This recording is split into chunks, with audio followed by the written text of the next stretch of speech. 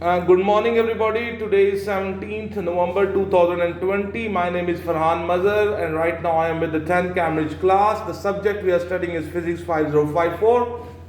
We are working on the chapter Electromagnetic Spectrum, and this is almost third lecture on this topic. And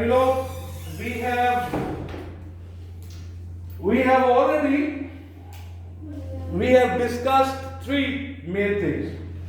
First, we have discussed that what are electromagnetic waves and their properties and the types of electromagnetic waves. These are the things which we have already discussed. And then very easy thing we started is studying that what are the applications of the electromagnetic waves. In the applications we have, in our last lesson we have talked about radio waves, their uses, their application, microwaves and infrared. Today we will talk about the use of visible light. Okay? The visible light, the first thing we are going to study is the use of the visible. This is the today's topic. So we are going to talk about the use of visible light. Okay? So in the visible light, the light which you are able to see with your eye. And the visible light is white light plus the 7 colors. And the biggest use in technology of the visible light is optical fiber. Optical fiber, in the chapter of light you must have studied that optical fiber is basically a plastic tube. And it is just purely a plastic tube, and it has two portions. One is the inner portion. This is the inner portion, and this is a different material, and this outer material is different. Okay? This inner material is called core, the outer material is called cladding. And what we do, we use the light, and with the help of the light we send a ray of light which travels in this inner portion. This, when it strikes here, the boundary between the core and the outer cladding, this inner material is dense.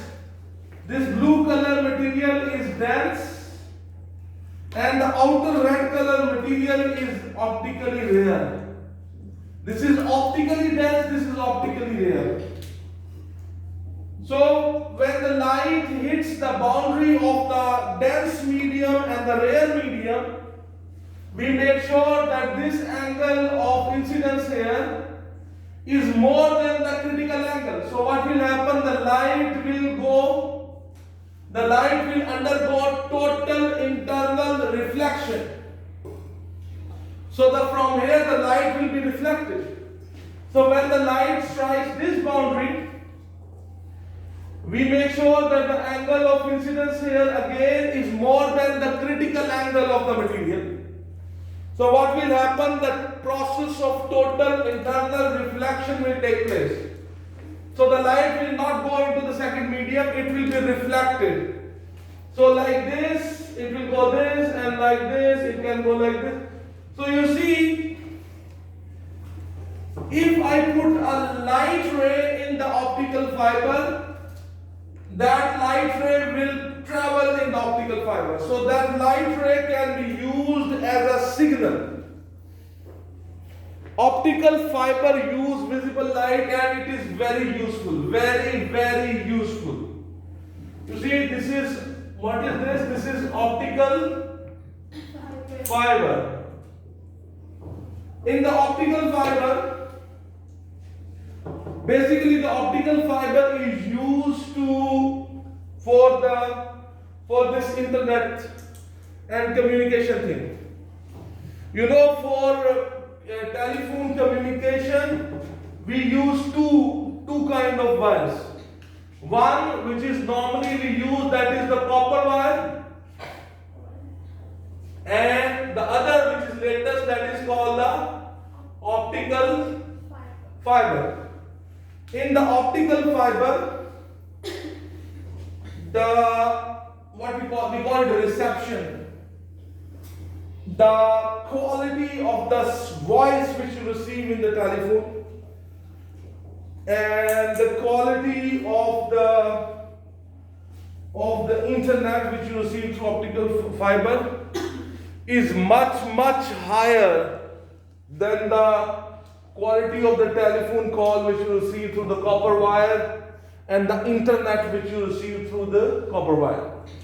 So it's very important to understand the comparison between using a copper wire and optical fiber. This topic was included in the light chapter also. The copper is very expensive. This optical fiber, its material is not that expensive. Copper is very expensive. The copper wire is heavy, but the optical fiber is not that heavy. It's flexible, it's lightweight.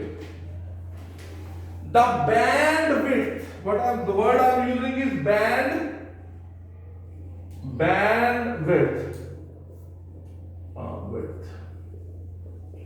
The bandwidth of the copper wire is very small or very minimum, but the optical fiber has larger bandwidth.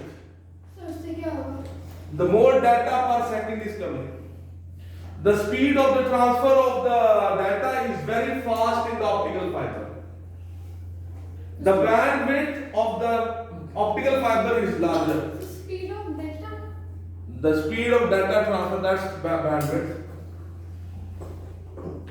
The copper, when you use copper for the communication, there will be interference in the calls, telephone calls. But if you use optical fiber, there will be rarely any interference between the calls. You know, you must have heard sometimes what happens that you pick up the call, 2-3 calls they are mixed up together. Or you call somebody, the somebody also pick the phone and another body somewhere also pick the phone. So the calls are interfered. Interference of calls happen in the copper wire. The size of the copper wire is larger, but the size of the optical fiber is very small. It's like very thin optical fiber. Another important thing about the copper and the optical fiber is the difference of boosters. You know, copper, when you send a signal like a telephone signal or an internet signal, or you send like your cable network, the television is coming through the copper wire, the cable television, they are using copper wires. So whenever the copper wires, after some time when the signal has passed through the copper wire, so we have to boost it. We have to amplify it. Okay? So you see, in your town or in your streets, you must have seen that the cable guys, they put boosters. So after some distance, they have to put the boosters because the signals they get weak. So they put a booster there. So the booster, what it do? It amplifies the signal. The signal which becomes weak, it makes it strong again.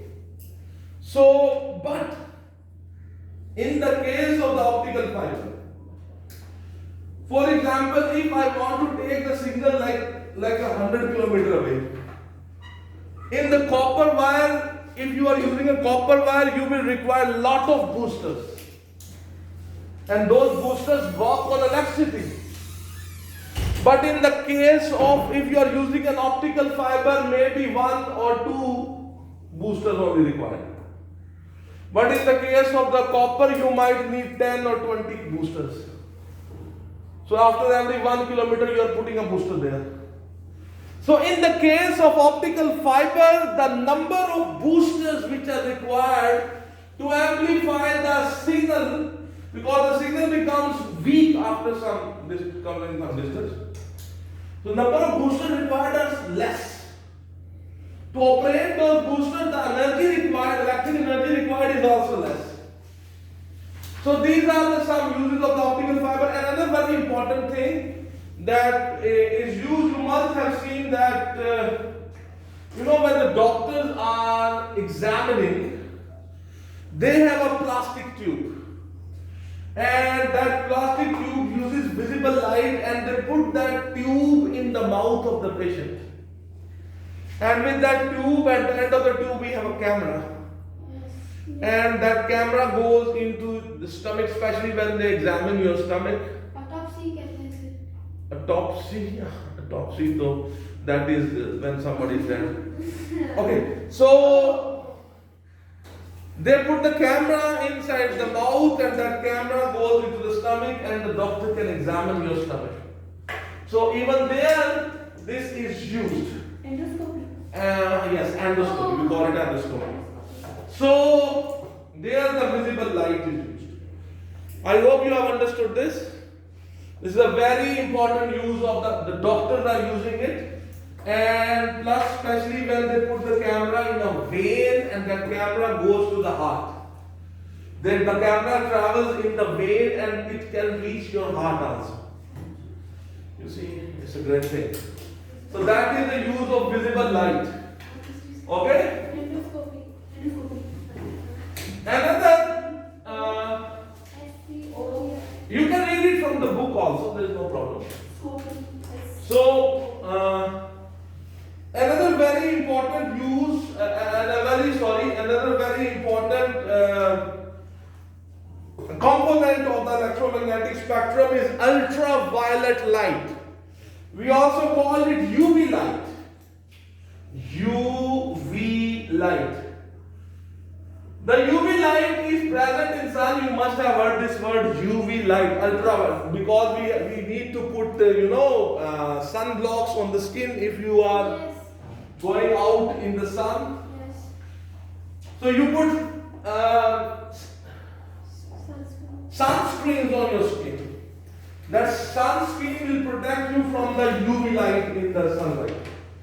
Because too much exposure to the UV light can cause cancer. Skin cancer it can cause. Okay, the UV light is used, don't forget these things which I will the UV light is used for tanning purposes. What? For the tanning. Tanning is that if you are in Europe or these countries which are very cold, if you are there, and there in Pakistan, the tan color is not good. We think that tan people are poor. But you see, in Europe, the people whose color is tan, it means they are traveling the world. They are not just living in the cold environment. It means they are going to the tropicals, they are going to Asia, they are traveling where the temperature is high. So the tanning means that the person is traveling in the world. So people think it's a very great thing. So the tanning is done. In tanning, what they do, they lie in the sun to change to make the tone of your color a little darker. Okay? Yes. But this is opposite to what happens in Pakistan. So tanning is done by the UV light. For this purpose, you see, you can go to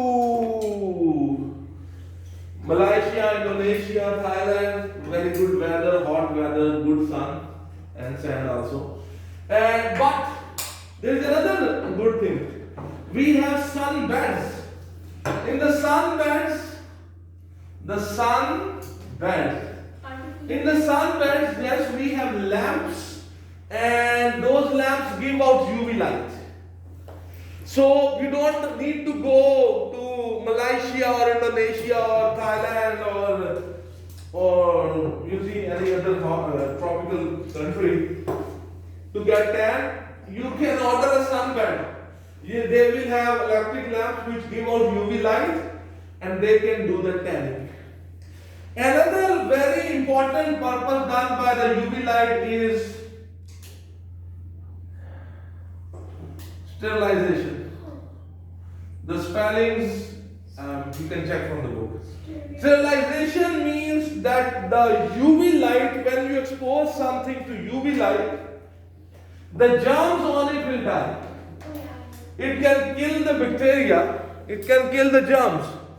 So that's why whenever you will go into a salon, they will have a box which will have a blue light, and they put their scissors and their tools and their kits in that box which has a blue light.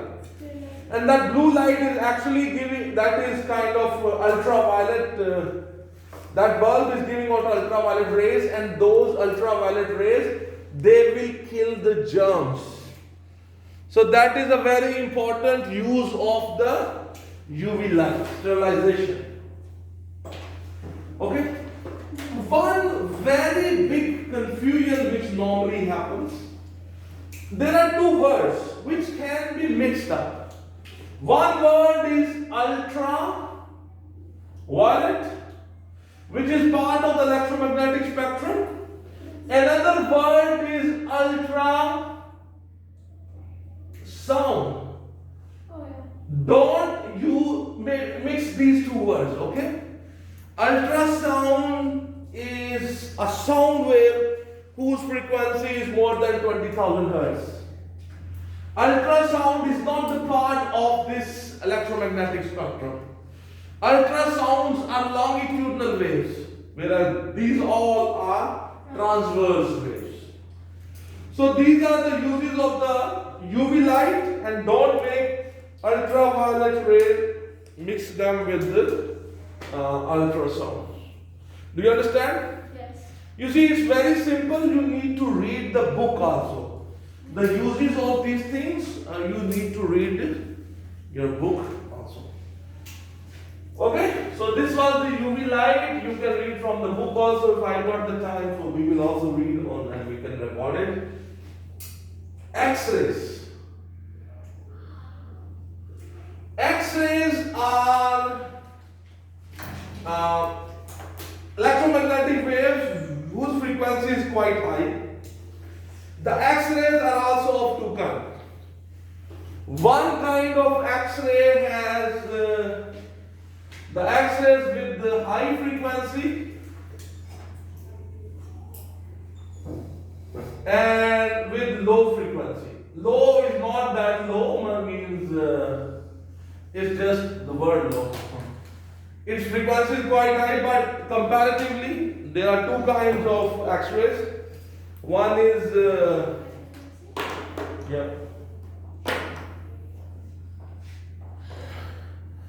he says, high frequency X-rays, they have very high energy, they carry very high energy. They can be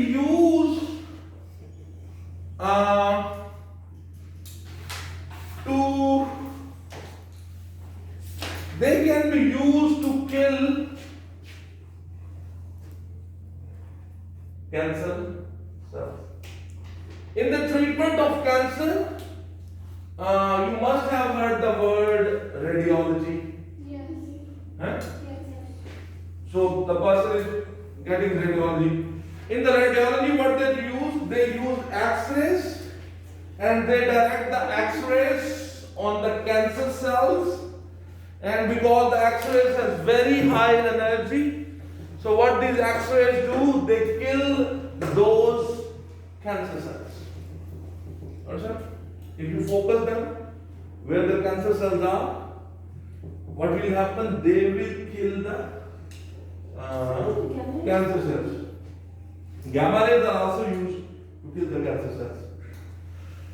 Okay, the X-rays which are relatively have low frequency, and obviously their energy is also less than these one. They are used for radiography. Radiography is to make the images of the bones. For example, if suppose God forbid what happens, my arm broke. So I will go to a radiologist, and that radiologist will what it will do? It will do the radiography. What is the radiography? They have a machine here which is giving out X-rays. And then I put my arm in front of it, and behind this we have a photographic film. A photographic film. You must have seen the X-rays, that is photographic film. So I put the photographic film here. So when they on that X-ray machine, so X-rays come, they pass through my arm and they fall on the X-ray, the photographic film. The X-rays, they can pass through the flesh, your flesh, they can pass. But they cannot pass through the dense bones. So if there is a small, even a hair-like crack in the bone, through that crack the X-rays will pass, but through the other bone the X-rays cannot pass. So wherever the X-rays will strike on the photographic film, that portion will become black. But where the X-rays will be not reaching the photographic film, that portion will be white. So what you will see, for example, this is my arm, this is through flash the thing is coming. So the whole thing will become black because the X-rays are reaching here. This is my bone, so this will remain white because the X-rays cannot pass through my bone. But if here is a crack, suppose here is a crack, this crack will become black because this crack will become black because through the crack the X-rays have passed. So doctor, by seeing the X-rays, he can tell here we have a crack. Do you understand? So this is called radiography. Radiography is very dangerous. It's recommended that if you get X-ray once, then the next X-ray should be at least after 6 months. But in our here we can get X-rays in a week, like 3 times X-ray.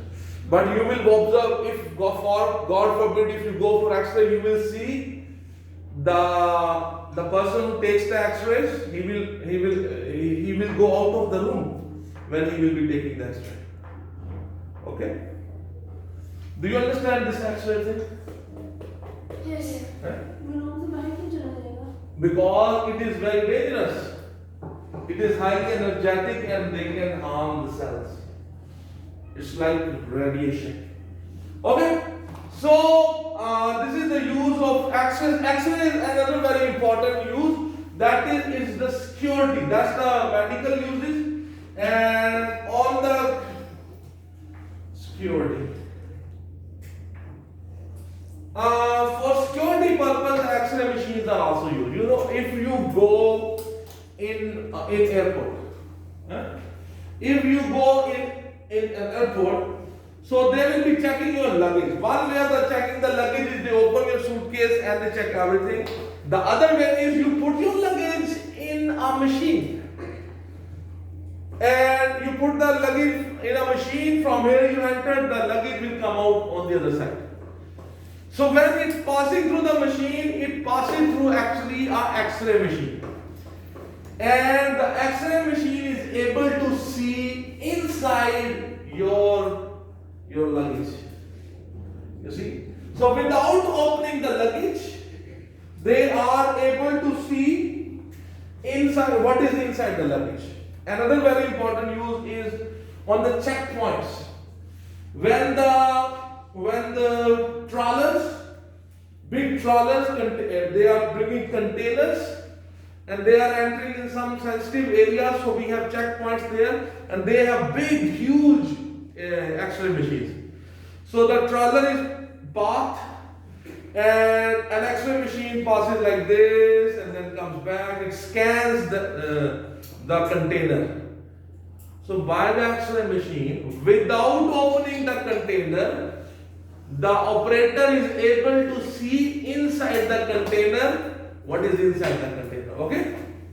So for luggage checking on the airports it's used. This is the security use of the X-rays. Do you understand? Yes. Okay. So how much time I have? 15 minutes. Huh? So one is left, that is gamma rays, but I think that my lesson is about to finish. I can tell you just one thing very quickly, that the gamma rays, so let's finish this today, gamma rays. Gamma rays have very short wavelength. They have very short wavelength. They have very high frequency. They are very energetic and they are dangerous. They can do harm to human body. But one good use of gamma rays is what we do. We use this is used to cure the cancer. How we do it? Let's say this is the head of a person and it has a tumor here. So what we do, this is called knife surgery. So what we do, we put gamma rays here, source of gamma rays. So you see what we have done, we put gamma rays, source of gamma rays. So they all will be directed here. So you see they all are directed on the cancer cells. So alone this intensity is less, the single source of gamma rays, its intensity is less. So it will not harm the living cells, the normal cells. But at this point, you have focused all these sources of gamma rays. So when they are focused on a single point, their intensity becomes too much, and whatever the cell is here, that will be gone. But the danger with this surgery is another danger is that if the doctor is not that expert, he might focus. Here we have the cancer cell, but with the cancer cell we also have the other cells which are good for you. So he might direct these rays on the other living cells in your body, and he can burn them also. So this happens normally in the surgery. Okay? So this is one big use of the gamma rays. The gamma rays are radioactive. We will study about this in 11th Cambridge. What is radioactive substances? So we're done? So we are almost done with this. So see, it's very important. We have electromagnetic waves, different kind of electromagnetic waves. You can read their uses from the books. The most of the uses I have tried to explain to you. But you can read it from the book. That will be the most important point. Kindly read them from the book. So things which require explanations, I have done that. So I hope this is clear to you. So thank you very much. My name is Farhan Madar. Today was 17th November 2020. I was with the 10th Cambridge class and we have completed the chapter of electromagnetic spectrum. Have a good day.